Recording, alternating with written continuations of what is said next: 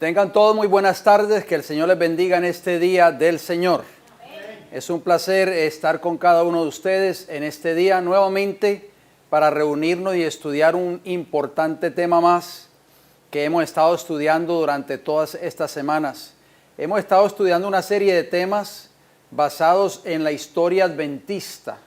Quiero decirles a manera de información, quizás ustedes ya lo saben, pero para beneficio de las personas que están viendo este video, decirles que ya estos temas están siendo subidos simultáneamente a YouTube, a nuestro canal de YouTube. Recuerden de entrar a nuestro canal en YouTube.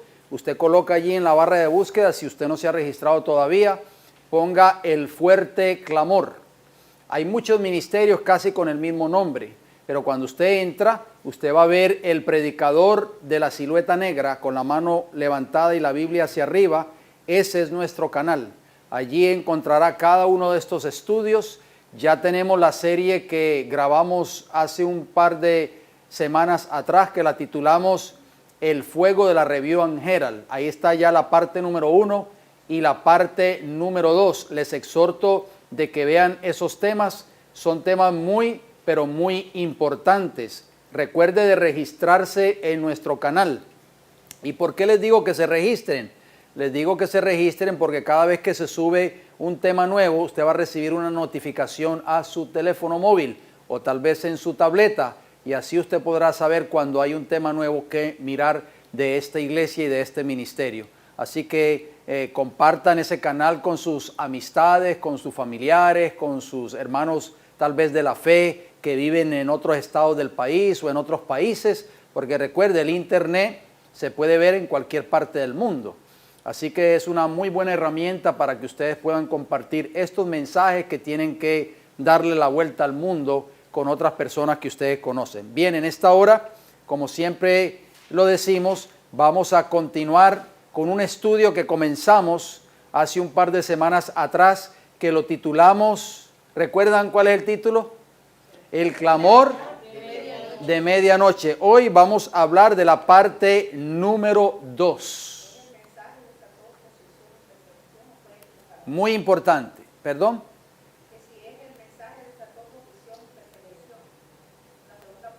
No, ese es otro estudio tal vez. Bien, hoy vamos a hablar de la parte número 2 y quiero decirle por anticipado, tal vez con el favor del Señor, si Dios nos da la vida, el próximo sábado vamos a concluir este estudio, esta serie de estudios con la parte número 3. Y hoy vamos a entonces entrar de lleno con un texto bíblico que lo debemos de tener siempre en mente durante todos estos estudios, que se encuentra en Eclesiastés capítulo 1 y el versículo 9. ¿Qué dice ese versículo tan importante?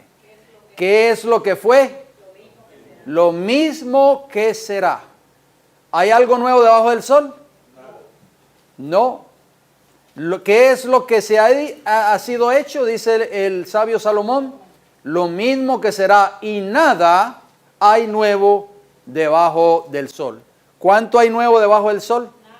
Nada. Bien, ustedes recordarán que el clamor de medianoche se dio ¿en qué año? Por primera vez. En 1844. La parábola de las 10 vírgenes habla de ese clamor de medianoche, ustedes recuerdan. Vamos a Mateo capítulo 25 y vamos a leer nuevamente o repasar para así entrar de lleno al tema o al estudio, a esos textos que se encuentran allí en esa hermosa parábola de Mateo 25, hablando específicamente de las 10 vírgenes. Dice Mateo 25:1, entonces el reino de los cielos será semejante a 10 vírgenes que tomando sus lámparas salieron a recibir ¿a quién? Al esposo. Las vírgenes aquí en esta parábola representan a la iglesia, por supuesto, y el esposo representa a Cristo.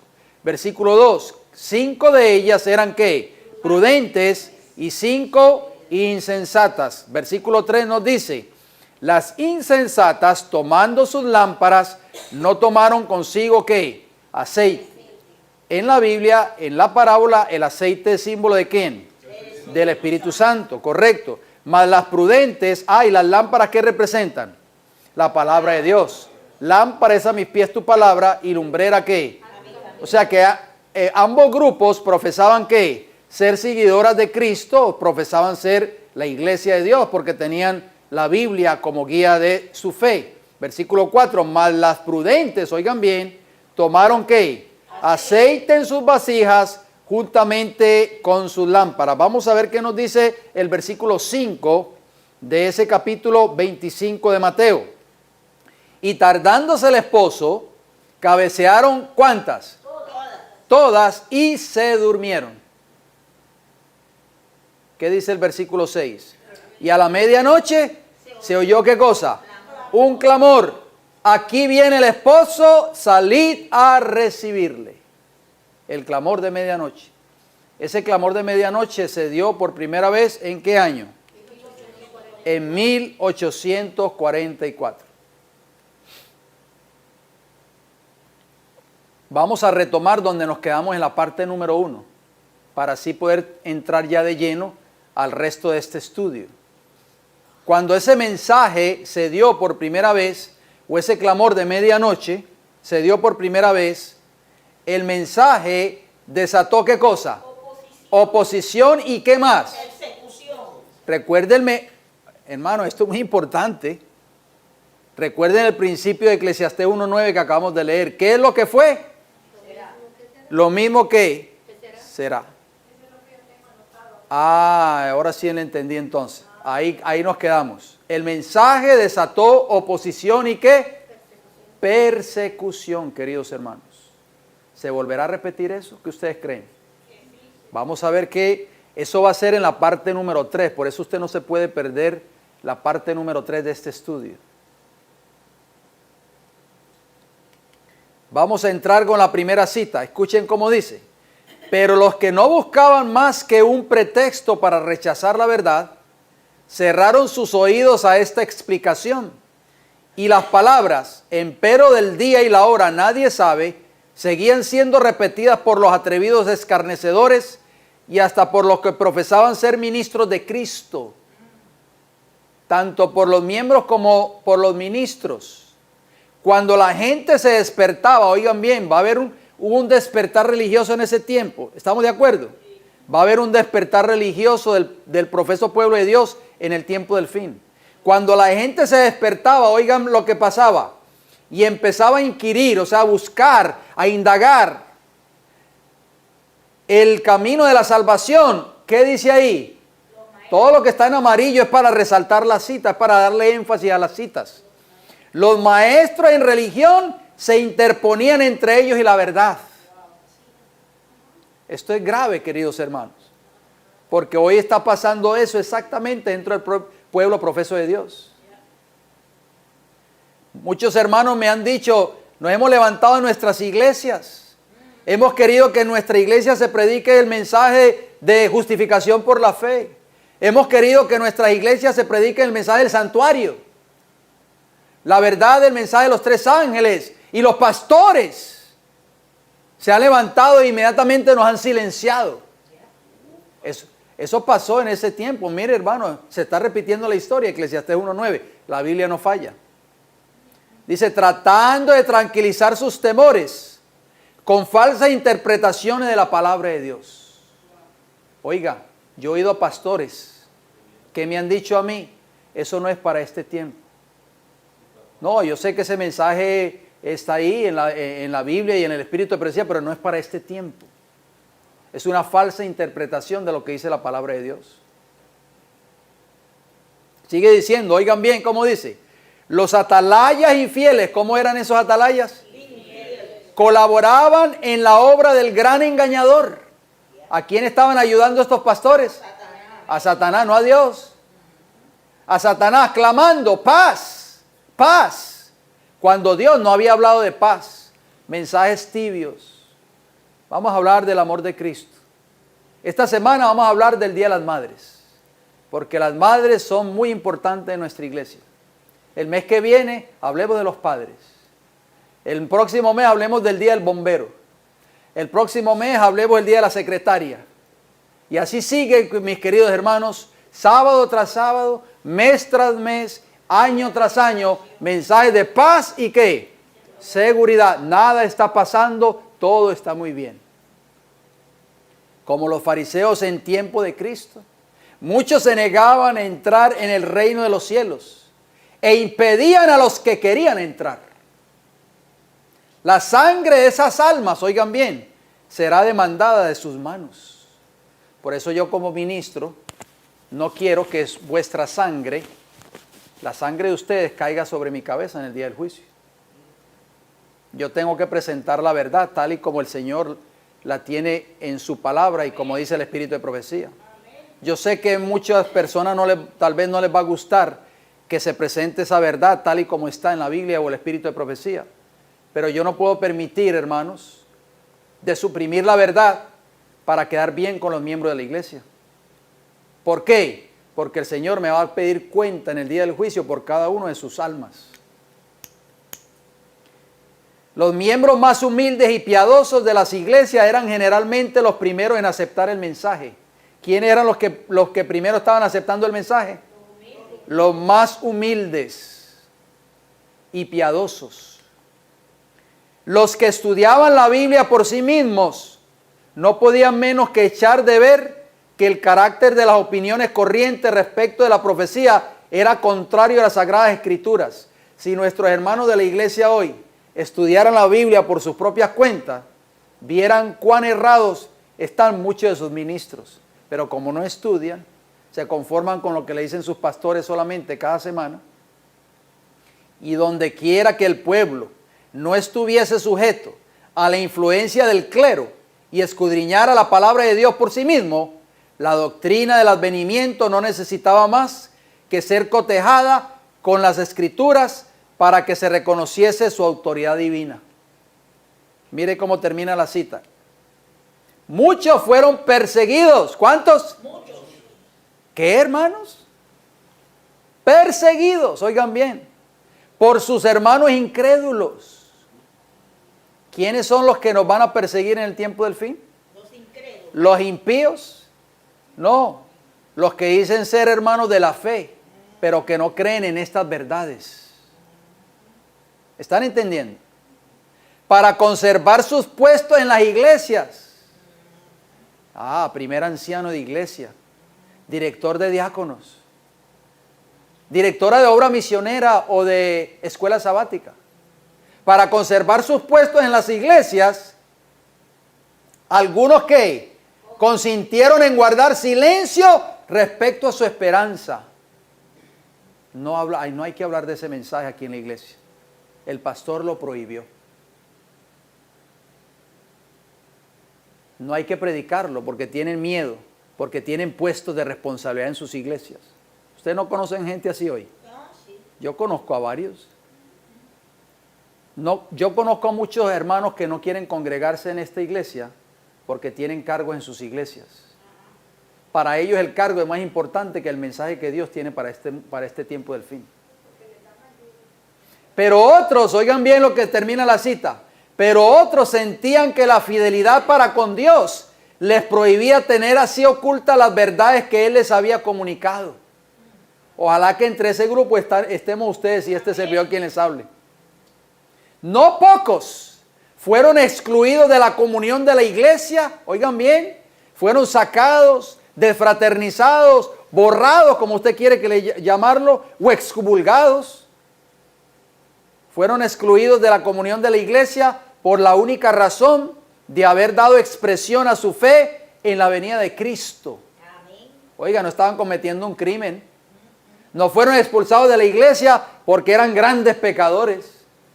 No fueron expulsados de la iglesia o excomulgados o defraternizados o borrados porque eran gente problemática o rebeldes. No, fueron sacados de la iglesia solo con la única razón de haber dado expresión de su fe en la segunda venida de Cristo. ¿Qué les parece a ustedes, queridos hermanos? ¿Cuántos hoy, esa cita antes de decirlo, el conflicto de los siglos, página 420, 421 y 422. ¿Cuántos hermanos hoy de la fe adventista están siendo defraternizados? Y no solo aquí en este país de Norteamérica, En Nicaragua, recientemente supimos de un caso de una hermana que llegó a Nicaragua con nuestra literatura. Ustedes saben la literatura que nosotros repartimos aquí en el pulguero, en el flea market. Llegó allá a Nicaragua, contenta la hermana, llevando esa literatura. Esa hermana fue desfraternizada. ¿Qué le parece a usted? Sí, señor. Nos enteramos recientemente. O sea, eso está pasando dentro del pueblo de Dios. Por eso es que muchos hoy, por conservar sus puestos, se quedan callados, queridos hermanos. Y Dios les va a pedir cuenta en el tiempo del juicio a ellos. Mire cómo sigue diciendo otra cita. Los ministros, ¿quiénes? Los ministros. Que no querían aceptar este mensaje salvador, estorbaban a quienes lo hubieran recibido. Eso está pasando hoy dentro de la iglesia del pueblo de Dios. Los ministros están estorbando para que se presente o se predique ese mensaje en sus iglesias. Y todo aquel que se levante para querer predicar el mensaje de los 3 ángeles, por ejemplo, inmediatamente es que lo cortan y lo sientan allí y nunca más le dan una parte en la iglesia. El pastor va donde el director de escuela sabática o la directora de escuela sabática y le dice, no me le des parte más a fulano de tal. Va donde el director o la directora de escuela sabática, que ni si te ocurra que él tenga la clase un día de esto. El hermano ni lo sabe. Va donde el primer anciano de la iglesia, ni se te ocurra darle una parte para que predique aquí un sábado en la iglesia cuando yo esté ausente. Y entonces ese hermano termina sentado ahí y marginado completamente. Mire lo que dice lo que está ahí en amarillo, queridos hermanos. La sangre de las almas está sobre ellos. Yo no quisiera estar en los zapatos de esos pastores que están haciendo esta obra, porque la sangre de esas almas, de esos miembros de sus iglesias, va a caer sobre sus cabezas en el día del juicio. Los predicadores y la gente se coligaron en oposición a este mensaje del cielo. ¿Quiénes fueron los que se coligaron? Los impíos. Ajá. ¿Quiénes fueron, hermanos? Los predicadores. Y la gente, o sea, los miembros de la iglesia se coligaron en oposición a este mensaje del cielo para perseguir ¿a quién? A Guillermo Miller y a quienes con él se unían en la obra. Yo les quiero hacer un llamado si hay algún ministro que nos está escuchando en esta hora. ¿Qué harás tú, querido ministro? ¿Te unirás al populacho y levantarte en contra de la verdad de Dios? ¿O te unirás al remanente del tiempo del fin que ha de predicar estas grandes verdades para el mundo antes de que Cristo venga? Mire lo que sigue diciendo. Se hicieron circular calumnias para perjudicar su influencia y diferentes veces, después de declarar Miller el consejo de Dios e infundir contundentes verdades en el corazón del auditorio, se encendía violenta cólera contra él. Y al salir del lugar de la reunión, oiga lo que querían hacerle a Miller, le acechaban algunos para quitarle la vida. ¿Qué hacían circular, hermanos de Miller? Calumnias. Oiga, de este servidor han dicho tantas cosas. Muchas calumnias han dicho de este servidor. Exactamente. ¿Sabe por qué? Porque esa es la forma como trabaja Satanás, como Satanás opera. Cuando Satanás no puede contra el mensaje, entonces pone toda su artillería contra el mensajero. Porque Satanás sabe que él no puede contra este mensaje, porque este mensaje es divino, es de origen celestial. Al no poder contra el mensaje, él pone todos sus cañones apuntando hacia el mensajero. Y una de las armas más sutiles que él usa para destruir la reputación del mensajero es la calumnia. No se sorprendan si ustedes escuchan una calumnia en contra mía, por ahí. Cuando ustedes por ahí estén por ahí en la calle y se encuentren con algún hermano adventista, no se sorprendan. Cuando ustedes escuchen algo de eso, vengan donde mí y me lo preguntan. Y yo les voy a decir si es verdad o es mentira. Ajá. ¿Usted ha oído ya, hermano Moisés? Ah, bueno. Bueno, yo no he oído. Ah, bueno. Pero Dios, oigan bien lo que dice la palabra del Señor, pero Dios envió ángeles para protegerlo. O sea, Guillermo Miller. Y le salvaron de mano de las enfurecidas turbas. Eso era un siervo de Dios, ¿saben? Ustedes saben que la hermana White tiene una cita que dice, por eso yo he querido ir a la tumba de Guillermo Miller, que está por allá en Upstate New York. Yo lo vi en internet, las fotos, una vez. Yo fui. ¿Usted fue? Ah, qué privilegio. ¿Sabe qué dice la sierva del Señor en primeros escritos hablando de donde está enterrado Guillermo Miller? Dice que los ángeles de Jehová velan las cenizas de ese fiel siervo de Dios, mi hermano. Oh, gloria a Dios. Ay, qué precioso. Yo no lo oí. Ahí está. Primero escrito, y después le doy la cita. En primero escrito está. Ajá. Yo lo leí. Dice que los ángeles de Jehová velan las cenizas de ese fiel siervo de Dios, mi hermano. Qué glorioso eso. Eso me da escalofrío, hermano. ¿Se imagina estar uno allí y saber que los ángeles de Jehová están ahí? Uy, hermano, eso me da, ya me dio escalofrío. Mire cómo termina la cita. Su obra no estaba aún terminada. Dios, hermanos, me dio una segunda oportunidad a mí. Yo siempre lo he dicho y doy ese testimonio. Yo fui operado de cáncer, un cáncer mortal. ¿Por qué? Porque el Señor vio que mi obra no estaba terminada todavía en esta tierra. Y cuando ustedes escuchen algo por allí de este servidor, no tengan pena de venir a donde mí y preguntarme. No tengan pena porque yo no tengo nada que ocultar. Si Dios estuviera en contra mío o el desagrado de Dios pesara sobre mí, el Señor no me demostraría tantas bendiciones que Él ha derramado sobre mí y sigue derramando día a día.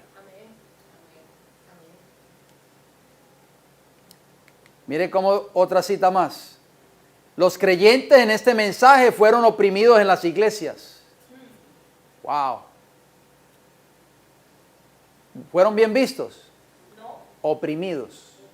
Durante algún tiempo el miedo impidió a quienes no querían recibir el mensaje, el miedo. Ay, me van a borrar de la iglesia, me van a defraternizar. Dice que a quienes querían recibir el mensaje, que actuaran de acuerdo con lo que sentían, pero al transcurrir la fecha, revelaron sus verdaderos sentimientos. O sea, la fecha de 1844. Deseaban acallar el testimonio que los que aguardaban se veían compelidos a dar, de que los periodos proféticos se extendían hasta 1844. Los creyentes explicaron con claridad su error y expusieron las razones por las cuales esperaban a su Señor en 1844. Sus adversarios no podían aducir argumentos contra las poderosas razones expuestas. Sin embargo, oigan bien, se encendió la ira de las iglesias. ¿De quién? De las iglesias. ¿De los impíos? De las iglesias. De las iglesias, que estaban resueltas a no recibir la evidencia y a no permitir el testimonio en sus congregaciones a fin de que los demás no pudieran oírlo. ¿Quiénes estaban impidiendo esa obra? Los pastores, por supuesto. Quienes no se avinieron a privar a los demás de la luz que Dios les había dado, fueron ¿qué? Expulsados de las iglesias. Pero Jesús estaba con ellos y se regocijaban a la luz de su faz. Primero escritos, página 236 y 237. Si fueron expulsados de sus iglesias, entonces ¿a dónde ellos se congregarían? En sus hogares. Tenían lo que se le llama en inglés home church, la iglesia del hogar. Oiga, Jesús estaba con ellos. No dice que Jesús estaba con ellos y se regocijaban a la luz de su faz. Porque muchos de nosotros, a nosotros nos han dicho, a este servidor 1.000.000 de veces, Dios no puede estar dirigiendo la obra que ustedes están haciendo. ¿Dónde dice eso, hermanos? Si Dios nos ha demostrado durante estos 23 años que Él ha estado dirigiendo esta obra. Ahí lo dice claramente. Jesús se regocijaba en esos que fueron expulsados de sus iglesias. Oiga, Daniel y sus compañeros en Babilonia, ¿a qué iglesia ellos iban todos los sábados? ¿Ah? Sería que Nabucodonosor les hizo un templo especialmente a ellos para que ellos se congregaran allí, en Babilonia. ¿Cuántos años estuvo Daniel en Babilonia? 70 años, ahí murió. Nunca regresó, porque Daniel nunca regresó a Jerusalén.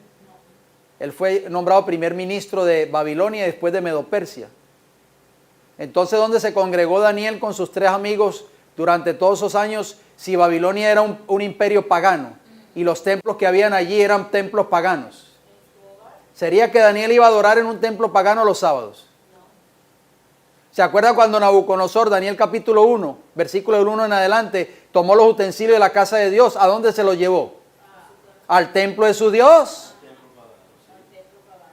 Entonces Nabucodonosor sería que él les hizo un templo especial para ellos, una iglesia, para que ellos fueran a adorar a su Dios. No, hermanos. Por eso es que la sierva del Señor que dice, donde hay 2 o 3 congregados en mi nombre, ahí está el Señor. Independientemente de donde usted esté, mi querido hermano. Eso es lo que ese concepto no lo entienden muchos de nuestros hermanos adventistas. Tenemos que entender eso. Eso lo vamos a ver en futuros estudios. Otra cita, les dije la referencia, ¿verdad? Primero escritos 2.36 y 2.37. Escuchen esta declaración. Los santos esperaban anhelosamente a su Señor con ayunos, vigilias y casi continuas oraciones. Aún algunos pecadores miraban la fecha con terror, pero la gran mayoría manifestaba espíritu satánico en su oposición al mensaje. ¿Qué espíritu manifestaba la gran mayoría en oposición al mensaje? Un espíritu satánico, hermano. Eso se va a volver a cumplir en este tiempo del fin. Oiga, hermano, yo quiero que ustedes entiendan que lo que nosotros estamos leyendo, ese espíritu satánico que muchos manifestaban, no estamos hablando de la gente ahí afuera en la calle. Los borrachos, los narcotraficantes, los asesinos. No estamos hablando de ese tipo de personas. Los que sentían ese espíritu satánico en contra del mensaje eran los profesos miembros de iglesia. Hacían burla y escarnio repitiendo por todas partes. Del día y la hora nadie sabe. Noten cómo termina. Ángeles malignos los movían a endurecer sus corazones y a rechazar todo rayo de luz celeste para sujetarlos en los lazos ¿de quién? De Satanás. Primero escritos 2.38 y 2.39. ¿Qué les parece esa declaración? ¿Quién eran los que estaban dirigiendo a esas personas que se oponían al mensaje? ¿Quiénes? Dios. Satanás. Saulo de Tarso estaba persiguiendo a la iglesia antes de ser Pablo. Y él creía que estaba haciendo la obra de Dios. Él mismo da el testimonio. Yo creía que lo que yo estaba siendo dirigido por Dios. Otra cita más. Una luz excesivamente brillante y gloriosa resplandecía en derredor de aquellos que habían apreciado la luz que les había sido comunicada. Sus rostros resplandecían con excelsa gloria y exclamaban con los ángeles, ¡aquí viene el esposo! Mientras se elevaban armoniosamente el clamor entre las diferentes compañías, por eso se le conoció a ese movimiento como el clamor de medianoche. Los que rechazaban la luz, oigan bien hermanos, los empujaban y con miradas airadas los escarnecían y ridiculizaban. Pero los ángeles de Dios agitaban las alas sobre los perseguidos, mientras que Satanás y sus ángeles procuraban rodearlos con sus tinieblas para inducirlos a rechazar la luz del cielo. Primeros escritos 2.41 y 2.42. Muchos miembros hoy del pueblo de Dios están siendo ridiculizados, están siendo escarnecidos, y muchos de ellos tristemente se han visto a rechazar el mensaje para este tiempo del fin. ¿Qué más sucedió allí, hermanos? Muchos fueron ¿qué? Engañados. Los ángeles de Dios observaron con profundo interés cuál sería el resultado de esta amonestación. Cuando las iglesias en conjunto rechazaron el mensaje, estos se apartaron de ellas con tristeza. Cuando una iglesia, oigan bien, no importa que se llame Iglesia Adventista del Séptimo Día. Cuando una iglesia, si es el pueblo que dice ser el pueblo de Dios, rechaza el mensaje que Dios le envió, ¿Qué hacen los ángeles? ¿Qué hacen? Se quedan ahí. Se apartan de esa iglesia con tristeza. ¿Escucharon eso? Pero había numerosos miembros que aún no habían sido probados en cuanto a la verdad del advenimiento. Hay muchos miembros del pueblo de Dios hoy que todavía no han sido probados en cuanto a la verdad del mensaje de los tres ángeles. Muchos fueron engañados por sus esposos, esposas, padres o hijos, y fueron inducidos a creer que era pecado escuchar las herejías que enseñaban los adventistas. Aquí hay personas que no vienen a esta congregación porque su esposo o su esposa se opone. Y supuestamente le han hecho creer que es un pecado venir a esta iglesia. Todo esto se está repitiendo. Yo me maravillo cuando yo leo estas citas. Los ángeles recibieron la orden de velar fielmente por esas almas, porque otra luz había de brillar sobre ellos, proveniente ¿de dónde? Del trono de Dios. Del trono de Dios. La historia de la redención, página 379. Se me mostró en visión, dice la hermana White, y todavía lo creo, que hubo una puerta cerrada en 1844. ¿Cuál puerta se cerró en 1844? La puerta del lugar santo. ¿Y cuál puerta se abrió? La puerta del lugar santísimo. Todos los que vieron la luz de los mensajes del primero y segundo ángeles y rechazaron esa luz, fueron dejados ¿en qué? Tinieblas. En tinieblas. Si el adventista hoy, que dice ser miembro del pueblo de Dios, rechaza la verdad del mensaje del primer ángel y del segundo, va a ser dejado en tinieblas también. Y los que la aceptaron y recibieron el Espíritu Santo, que acompañó a la proclamación del mensaje celestial y que después renunciaron a su fe y declararon que su experiencia había sido un engaño, de ese modo rechazaron al Espíritu de Dios y éste no intercedió más por ellos. Mensajes Selectos, tomo 1, página 72. Esto es grave. Porque cuando un miembro que dice ser el miembro del pueblo de Dios hoy, cualquier miembro de iglesia, rechace la verdad que Dios ha enviado del cielo para este tiempo del fin. Estamos hablando para este. ¿Cuál es la verdad que Dios ha enviado del cielo para este tiempo del fin, hermano Alberto? ¿Cuál es? Exactamente, el mensaje de los tres ángeles, Apocalipsis 14. Esto es bien serio porque cuando un miembro de iglesia rechace esa verdad, dice que de ese modo también va a rechazar el Espíritu Santo, porque es el Espíritu de Dios que envía ese mensaje a sus mensajeros, y dice, y este no intercedió más por ellos. Ay, ay, ay, hermanos. Esto sí que es grave, hermano Ramón. Mire lo que viene ahora entonces. Las iglesias rechazaron ¿qué? El mensaje. Pero las iglesias en general no aceptaron ¿qué cosa? No estoy hablando de una o dos iglesitas por allí. Las iglesias en general. Sus ministros que como centinelas a la casa de Israel hubieran debido ser los primeros en discernir las señales de la venida de Jesús, no habían aprendido la verdad, fuese por el testimonio de los profetas o por las señales de los tiempos.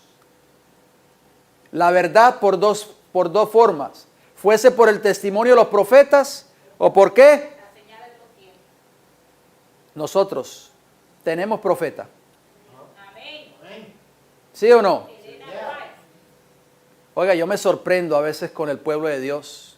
Yo leo a veces la literatura adventista en internet y cuando se habla de Elena G. White, ¿saben qué dicen?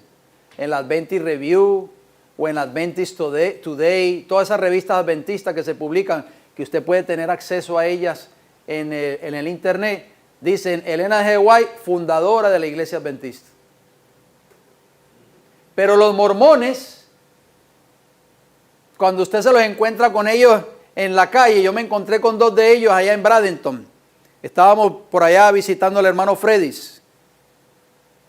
Cuando me vieron, Fuimos a un parque a caminar y yo estaba un poco cansado, decidí sentarme un rato en una banquita allí a descansar y vi a estos dos jóvenes como se visten ellos, con camisas blancas, camisas cortas, con corbata negra, y en mi mente cuando yo los vi, estos son mormones, efectivamente. Se me acercaron inmediatamente, eran americanos, empezaron a hablar conmigo. Lo primero que salió de sus labios no fue Jesús te ama, Cristo murió por ti, no, nuestro profeta Joseph Smith o José Smith. ¿Por qué a ellos no les da vergüenza decir que José Smith es el profeta de ellos?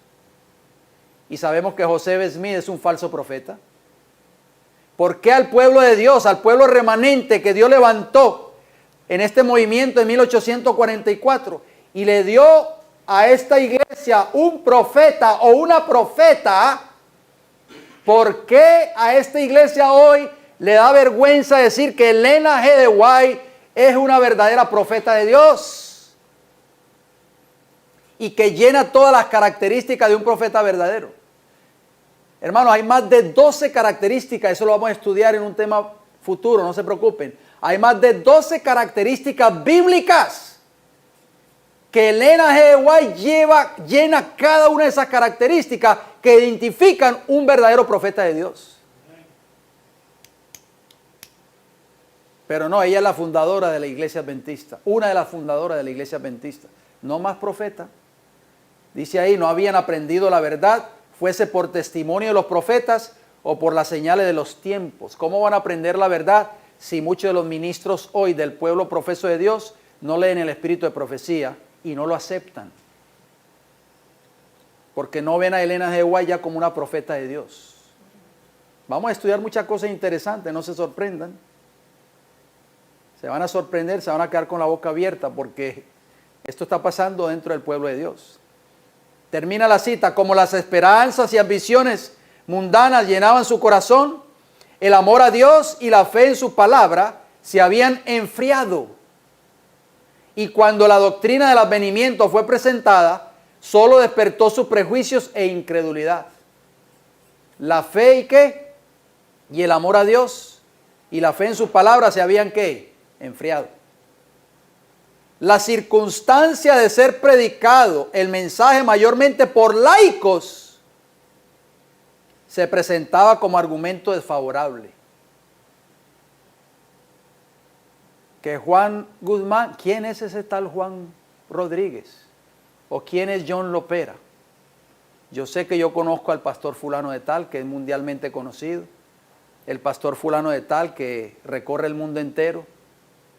Pero cuando oyen la voz de un hombre que no llena las expectativas de ellos, que no es un ministro mundialmente conocido, dice que es un argumento bien desfavorable. Como antiguamente se oponían al testimonio claro de la palabra de Dios con la pregunta, ¿ha creído en él alguno de los príncipes o de los fariseos?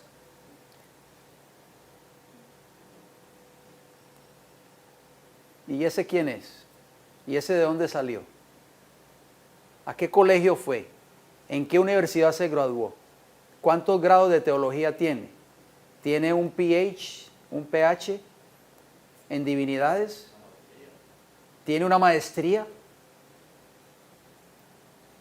Y al ver cuán difícil era refutar los argumentos sacados de los mensajes proféticos, muchos dificultaban el estudio de las profecías, enseñando que los libros proféticos estaban sellados y que no se podían entender.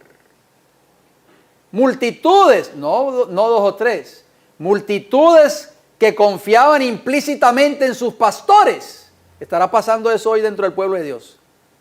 Se negaron a escuchar el aviso y otros, aunque convencidos de la verdad, no se atrevían por no ser echados de la sinagoga, queridos hermanos. Muchos no se atrevieron a apoyar el mensaje por no ser echados de la sinagoga. El mensaje que Dios había enviado para probar y purificar la iglesia reveló con exagerada evidencia cuán grande era el número de los que habían concentrado sus afectos en este mundo más bien que en Cristo. Los lazos que los unían a la tierra eran más fuertes que los que les atraían hacia el cielo. Para ellos eran más importantes las cosas de este mundo que las cosas celestiales. Más importantes los cargos de la iglesia que el mensaje que predicar al mundo. Mire cómo termina la cita. Prefirieron escuchar la voz de la sabiduría humana y no hicieron caso del mensaje de verdad destinado a escudriñar los corazones. Prefirieron escuchar ¿qué cosa? A sus pastores, en otras palabras. Al rechazar la amonestación del primer ángel, rechazaron los medios que Dios había provisto para su redención. Despreciaron el mensajero misericordioso que habría enmendado los males que los separaban de Dios. Y con mayor ardor volvieron a buscar la amistad del mundo. Tal era la causa del terrible estado de mundanalidad, apostasía y muerte espiritual que imperaba en las iglesias en 1844.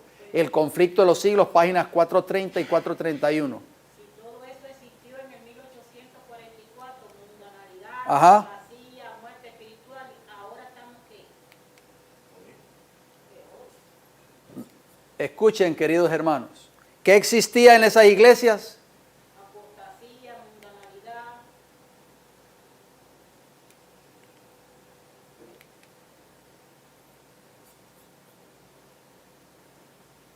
Me pasé tal vez, vamos a ver. La iglesia estaba en un terrible estado de ¿qué? De mundanalidad, apostasía y muerte espiritual. ¿Cómo Dios puede bendecir una iglesia cuando rechaza el mensaje que Dios le ha enviado? Al rechazar ese mensaje, en esa iglesia usted va a ver ¿qué cosa? Muerte espiritual, va a haber mundanalidad y va a haber ¿qué cosa? Apostasía. Pero esta iglesia es la misma iglesia. Nosotros estamos muertos, Bueno, aunque tenemos la verdad. tenemos que despertarnos del sueño. Noten lo que dice Eclesiastés 1.9. Esto no solo esto es para nosotros también. Exactamente. Eclesiastés 1.9, ¿qué es lo que fue? Ajá. Lo mismo que será. ¿Qué es? ¿Qué es lo que ha sido hecho? Lo mismo. Lo mismo que se hará. Y Y nada hay nuevo debajo del sol.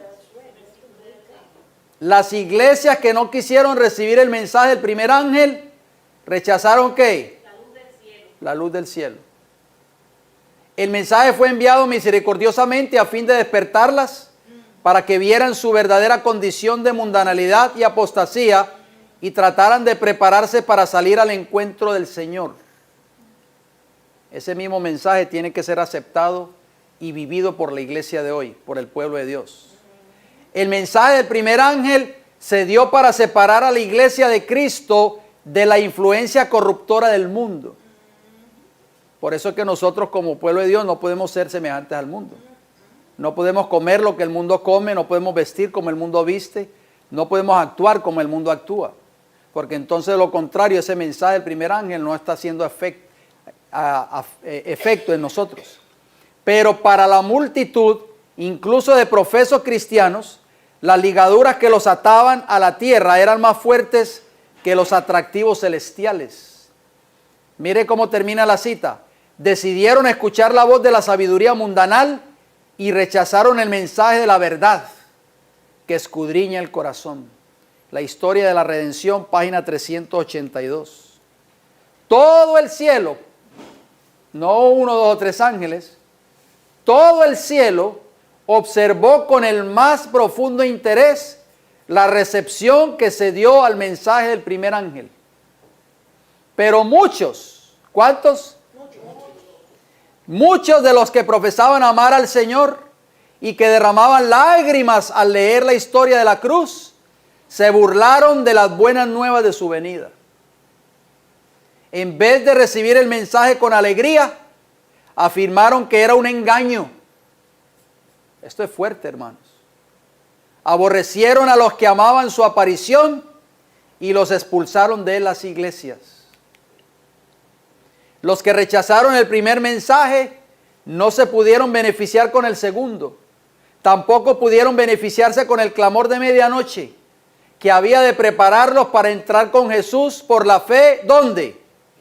En el lugar santísimo del santuario celestial. O sea, los que no aceptan el mensaje del primer ángel, ¿cómo poder entonces entrar ellos por fe en el lugar santísimo del santuario celestial? Y al rechazar los dos mensajes anteriores, entenebrecieron de tal manera su entendimiento que no pudieron ver la luz alguna, en el mensaje del tercer ángel, que muestra el camino que lleva ¿a dónde?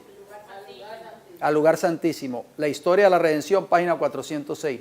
Yo les voy a hacer una pregunta antes de entrar a la próxima, a la siguiente pregunta.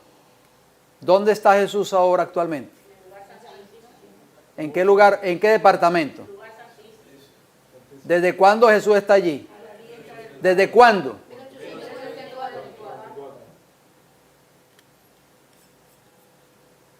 Pregunto, ¿Jesús está en un pesebre? ¿Está en un pesebre?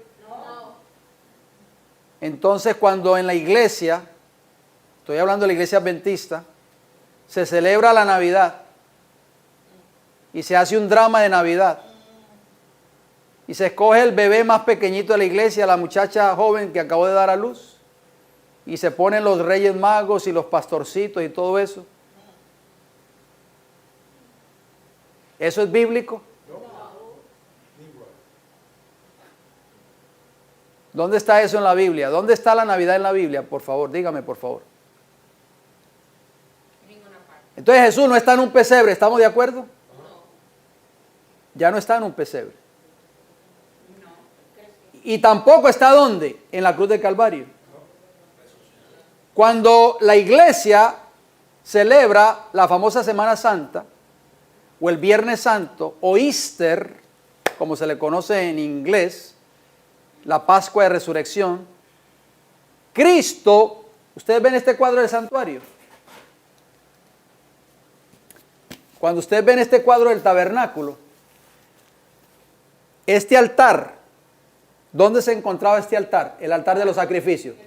En el atrio. Este altar, queridos hermanos, representaba el monte Calvario, donde moría el sacrificio, donde Cristo murió por nosotros en la cruz del Calvario. Después venía ¿qué cosa? La fuente del lavacro. El altar simboliza arrepentimiento y abandono de pecado. Después de que Cristo murió en la cruz del Calvario y se fue al cielo, ¿qué vino cuando sus discípulos estaban en el aposento alto? ¿Qué vino sobre ellos? El derramamiento del Espíritu Santo, simbolizado por la fuente del lavacro. Pentecostés. Cuando usted y yo decidimos arrepentirnos de nuestros pecados, entregar nuestras vidas a Jesús y abandonar nuestra vida de pecado, Cristo nos da el Espíritu Santo para mantener la experiencia del altar de los sacrificios. Amén. Y no volver nuevamente a volver a pecar, hermanos. Pero Cristo ya no está en el patio, en el atrio. Cristo tampoco está en el lugar santo. ¿Está dónde? En el lugar santísimo. En el lugar santísimo del santuario celestial. Por eso muchas iglesias van a ser dejadas en tinieblas. Dios desaprueba todo lo que se hace dentro del pueblo profeso de Dios cuando se reúnen en diciembre para celebrar la Navidad, cuando se reúnen en la famosa Semana Santa para celebrar Easter o para celebrar a Cristo resucitando. Ya Jesús no está en el Calvario, hermanos, está en el lugar santísimo del santuario celestial, intercediendo por nosotros. El mensaje del tercer ángel, dice la sierva del Señor, no lo digo yo, el mensaje del tercer ángel es el que muestra el camino que nos lleva ¿a dónde? ¿A dónde nos lleva, hermana Milagros? Al lugar santísimo. Ese es el mensaje que se tiene que estar escuchando en cada iglesia adventista del mundo. Pero no, vamos a celebrar la Navidad. Hay social de nada, y los hermanos felices, cambio de regalo, el amigo secreto. Todo eso yo lo viví, hermanos, en la iglesia. Yo hice muchos dramas de Navidad, pero era porque desconocía estas grandes verdades. Estaba ciego espiritualmente, como el apóstol Pablo antes de ser Pablo, era Saulo de Tarso. Estaba ciego. Por eso Dios le dio esa visión en camino a Damasco y quedó ciego por varios días. ¿Y quién es? ¿Y quién, dígame por favor, de las 7 iglesias de Apocalipsis necesita colirio porque está ciega? ¿Quién? La iglesia de la Odisea. Muchos hoy se sienten, yo me siento feliz, yo soy orgulloso, yo soy la iglesia de la Odisea. La última iglesia. Pero ¿qué le dice Jesús a esa iglesia? Eres ciega, desnuda y miserable. Ni tibio ni caliente. ¿Por qué? Porque yo estoy enviando un mensaje para este tiempo del fin y tú no lo miras, tú no lo ves porque eres ciega.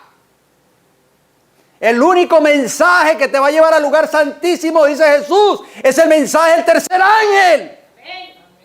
Y tú estás predicando fábulas en tu iglesia cada semana.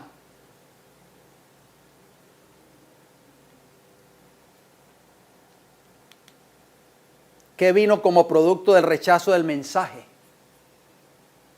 ¿Qué vino? Los fieles abandonaron ¿qué cosa? Las iglesias. Tómele la foto, hermana Milagro. Se permiten tomar fotos, no se preocupe.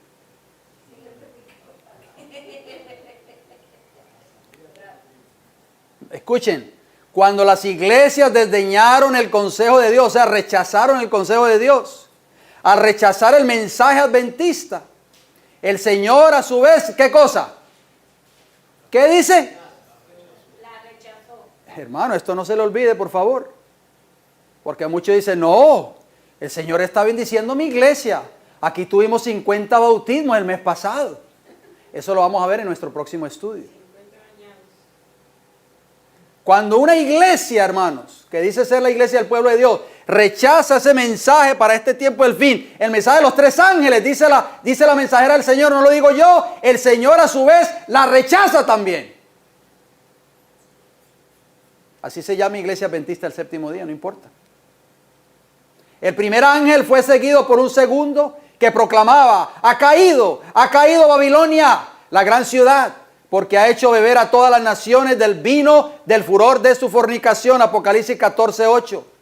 Los adventistas entendieron que este mensaje era un anuncio de la caída moral de las iglesias como consecuencia ¿de qué? ¿De qué? De su rechazamiento del primer mensaje. La proclama ha caído Babilonia se dio en el verano de 1844 y como resultado de ella cerca de 50,000 personas abandonaron esas iglesias.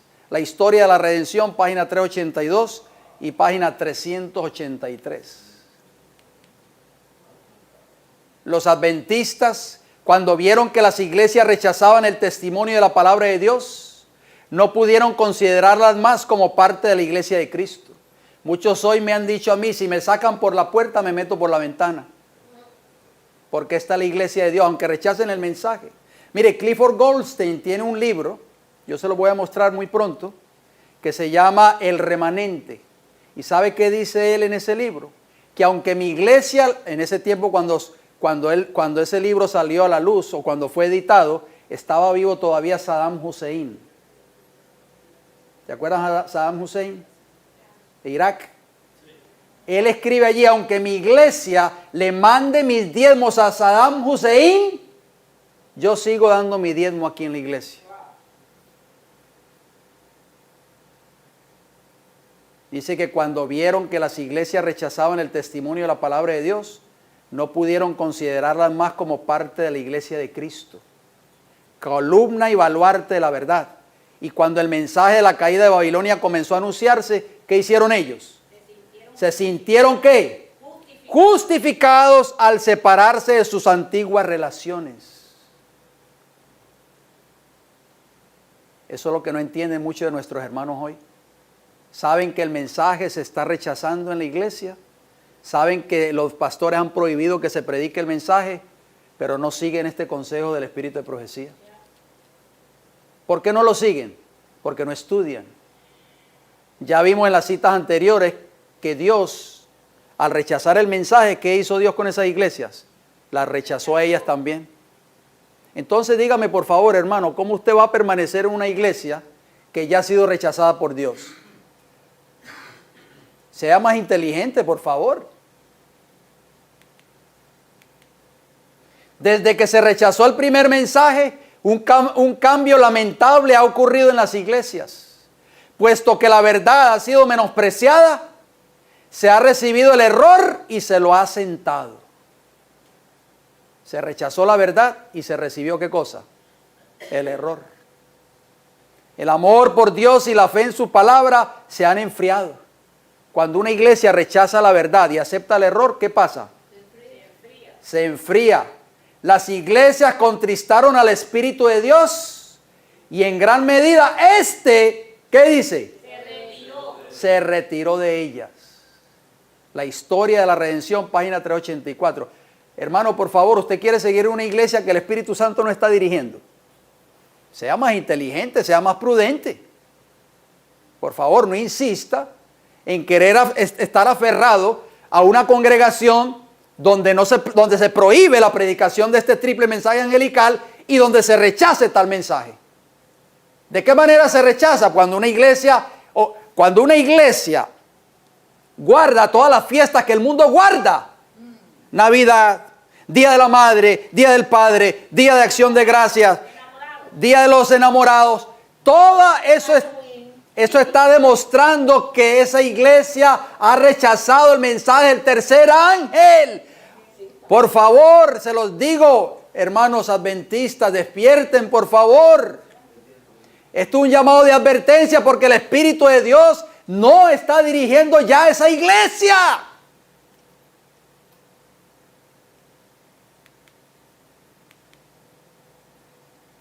Al clamar, he aquí viene el esposo, salid a recibirle, los que esperaban se levantaron y aderezaron sus lámparas.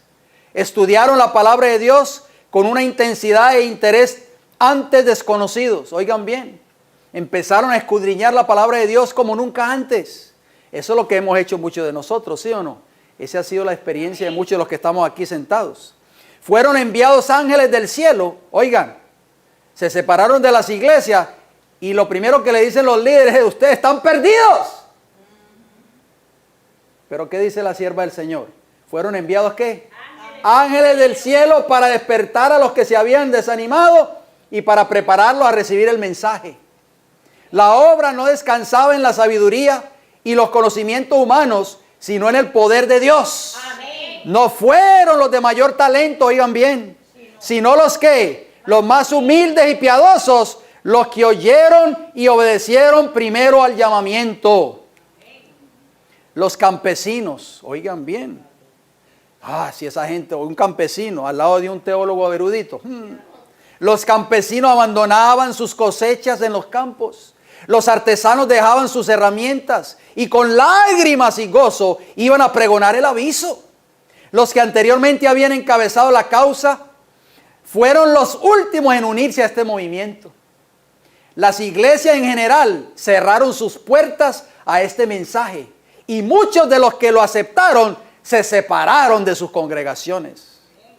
¿Qué te impide a ti, mi hermano o hermana que me escucha en esta hora, separarte de una congregación que ha rechazado completamente el mensaje de los tres ángeles? Si Dios te está diciendo, tienes que separarte porque yo no estoy dirigiendo más esa iglesia porque ha rechazado el mensaje que yo le he enviado del cielo. En la providencia de Dios, esta proclamación se unió con el segundo mensaje angelical y dio poder a la obra. El conflicto de los siglos, página 453. Al negarse las iglesias a aceptar el mensaje del primer ángel, rechazaron ¿qué cosa? ¿Qué rechazaron? La luz del cielo. Ahí tiene, hermanos. Rechazaron la luz del cielo.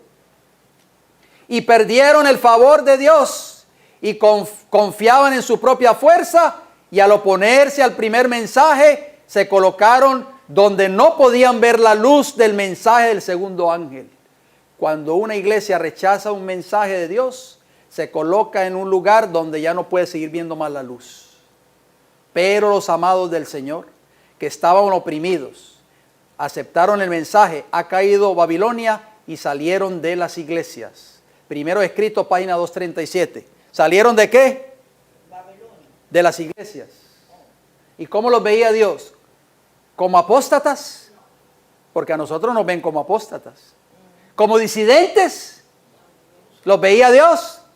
¿Cómo los veía Dios? Los amados del Señor. ¿Sabe usted que usted es muy amado para el Señor?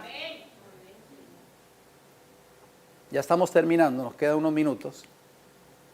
En muchas iglesias, oigan bien, no fue permitido dar el mensaje. ¿En cuántas iglesias? ¿En solo una, dos o tres? Muchas. Y gran número de los fieles que tenían el viviente testimonio abandonaron aquellas caídas iglesias. El pregón de medianoche efectuaba una potente obra. El mensaje escudriñaba los corazones e inducía a los creyentes a buscar por sí mismos una vívida experiencia. Comprendían que no podían apoyarse unos en otros. Primero escrito, página 238. Esta va a ser la experiencia del verdadero pueblo de Dios en el tiempo del fin. Pero hay muchos que no entienden el concepto de lo que es la iglesia. Ellos creen que la iglesia es la organización. La iglesia son las almas fieles a Dios, hermano. Primero Hechos de los Apóstoles, página 11 y 12. Léanse esas páginas. Vamos a ir terminando con esta cita. Elena G. de White y un mensaje de advertencia. Escuchen bien, mis queridos hermanos. Luego oí una voz. ¿Luego qué? Oí una voz. Dice la hermana White, esto es la hermana White hablando. Lo que yo pongo entre corchetes, eso yo lo agrego para saber de quién está hablando la cita, o para que ustedes sepan de quién está hablando. Que decía a los que eran empujados y ridiculizados, oigan bien, salid de en medio de ellos. No se queden ahí más en esas iglesias, porque están rechazando el mensaje. ¿Por qué insisten en seguir allí? ¿Por qué esa teoría de si me sacan por la ventana me meto por la puerta, si me sacan por la puerta me meto por la ventana? Por favor, esa teoría no es válida para con Dios. Salid del medio de ellos y no toquéis lo inmundo. En obediencia a esta voz, oiga, esta es una voz que vino ¿de dónde? Del cielo. Del cielo. Gran número de personas rompieron las cuerdas que los ataban y abandonando las compañías que estaban en tinieblas. ¿Cómo estaban esas compañías? En tinieblas. Se incorporaron a los que ya habían obtenido su libertad y gozosamente unieron sus voces a las suyas. Se unieron a este remanente, mis queridos hermanos, a los que ya habían obtenido su libertad, se habían liberado de toda esa apostasía, de todos esos engaños, de todos esos falsos ministros, de esos sermones de paz y seguridad, de todas esas fiestas paganas que se han ido introduciendo dentro de la iglesia. Fueron liberados completamente. Y esos que salieron se unieron con aquellos que habían ya sido liberados. Noten cómo sigue diciendo la mensajera del Señor. Oí en ferviente y agonizante oración la voz de unos pocos que permanecían todavía con las compañías sumidas en tinieblas. Todavía habían algunos pocos que no querían salir. Mire qué hicieron los ministros, hermanos. Los ministros y dirigentes circulaban entre estas diferentes compañías, atando más firmemente las cuerdas. ¿Qué habíamos leído en la cita anterior? Que muchos ¿qué? Rompieron ¿qué? Las cuerdas que los ataban. ¿Ve? Rompieron las cuerdas que los ataban. Pero los poquitos que se quedaron, hermano Eric, dice que los ministros de la iglesia estaban alrededor de ellos amarrando más fuerte las cuerdas para que ellos no se soltaran y no se fueran tampoco. Atando más firmemente las cuerdas, pero seguía yo oyendo la voz ferviente de la ferviente oración. La hermana White seguía oyendo esa voz. Entonces vi que aquellos que habían estado orando extendían la mano en demanda de ayuda a la compañía unida y libre que se regocijaba en Dios. Por favor, ayúdenos, ayúdenos. La respuesta que dio mientras miraba con fervor hacia el cielo y señalaba hacia arriba fue: salid del medio de ellos y apartaos. Fíjense que la respuesta que vino del cielo, hermanos, no fue: quédense ahí, no se preocupen, quédense ahí en sus iglesias. No, salid del medio de ellos y apartaos. Vi personas que luchaban para obtener libertad y al fin rompieron las cuerdas que los ataban. Resistían los esfuerzos que se hacían para atar las cuerdas. ¿Y quiénes eran los que estaban atando las cuerdas? ¿Quiénes? Los pastores, los ministros. Resistían los esfuerzos que se hacían para atar las cuerdas con más firmeza y rehusaban escuchar los acertos repetidos: Dios está con nosotros, Se bautizaron 50 el mes pasado. Dios tiene que estar en esta iglesia. Tenemos la verdad con nosotros. Primero escritos, página 242. Pero ¿qué les decía Dios? Salgan de ahí. Salgan. ¿Cómo termina esta? Mire esta cita. Muchísimos alzaron la voz para clamar: aquí viene el esposo. Y abandonaron a sus hermanos que no amaban la aparición de Jesús, ni querían permitirles espaciarse en su segunda venida. Esta va a ser la experiencia del pueblo remanente en el tiempo del fin. Vi a Jesús apartar el rostro de aquellos que rechazaban y despreciaban su venida. ¿Qué hizo Jesús, hermanos? Siguió con esas iglesias, apartó su rostro de esas iglesias. Y luego ordenó a los ángeles que sacasen a su pueblo de entre los impuros, no fuese que quedasen contaminados. Ay, yo creía que esa obra era de la iglesia del Evangelio Eterno de Hubert Avenue. Esa obra es de los ángeles de Jehová, hermanos. El que está separando el trigo de la cizaña es los ángeles de Jehová, es el mensaje del tercer ángel. Primero escrito, página 118, léaselo allí. 118, primer párrafo. Termino con esta cita. Los que eran obedientes al mensaje se destacaban libres y ¿qué? Y unidos. Una luz santa resplandecía sobre ellos. Porque muchos de nosotros, a usted le van a decir, Dios no está dirigiendo esa iglesia. Dios no está dirigiendo ahora tu vida. Pero dice que una luz santa resplandecía sobre ellos. ¿Renunciaban a qué? A las fiestas del mundo que se han metido dentro de la iglesia. Renunciaban al mundo, sacrificaban sus intereses y tesoros terrenales y dirigían miradas ansiosas ¿hacia dónde? Hacia el cielo. A la espera de ver a su amado libertador. Amén. Primero escritos, página 249.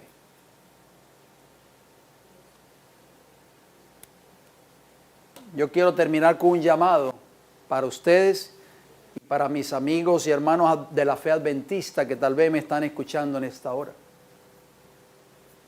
Esa imagen que tú ves allí es Cristo tocando la puerta de tu corazón, querido hermano. Cristo Jesús, Él cuando estuvo en esta tierra dijo: yo soy el camino, yo soy la verdad y yo soy la vida. Cristo es la verdad. Cristo tiene una verdad presente para el tiempo del fin. Y esa verdad está contenida en el mensaje de los tres ángeles. Cristo está tocando la puerta de tu corazón. Cristo te da la orden hoy.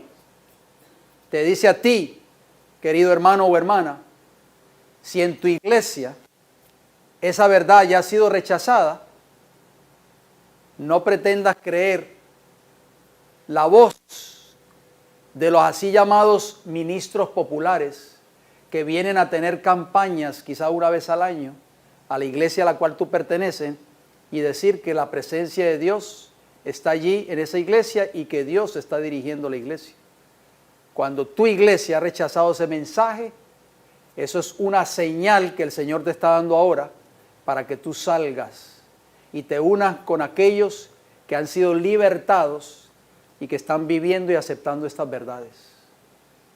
Querido hermano, el llamado es para ti en esta tarde.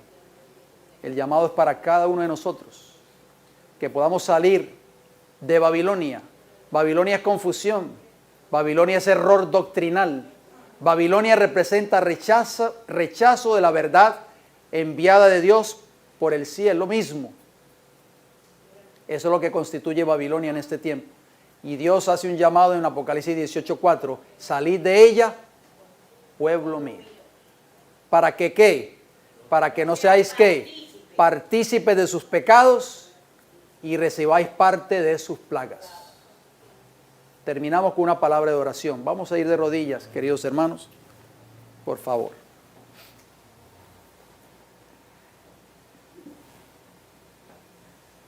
Querido Padre Celestial, en esta tarde le damos las gracias, Señor, por su palabra. Gracias, Señor, por el don profético que usted le dejó a esta iglesia remanente. El espíritu de profecía, Padre, inspirado por Dios mismo, a esta mensajera que usted escogió como su profeta para este tiempo del fin, para esta iglesia de los últimos días. Gracias, Padre Celestial, porque usted nos ha aclarado en esta tarde muchas cosas, Señor, que tal vez nosotros desconocíamos. Por favor, en esta hora, yo le pido de todo corazón que usted, Señor, nos ayude a entender este mensaje. Si usted nos da la vida el próximo sábado, con el favor suyo, estudiaremos la tercera parte de este estudio, donde verdaderamente vamos a ver declaraciones contundentes del espíritu de profecía que nos dicen que esta historia que ocurrió en 1844 se cumplirá en el tiempo del fin nuevamente. Padre Celestial, ayúdanos a ser fieles a su palabra, a sus mandamientos y al mensaje divino que usted ha enviado a esta iglesia.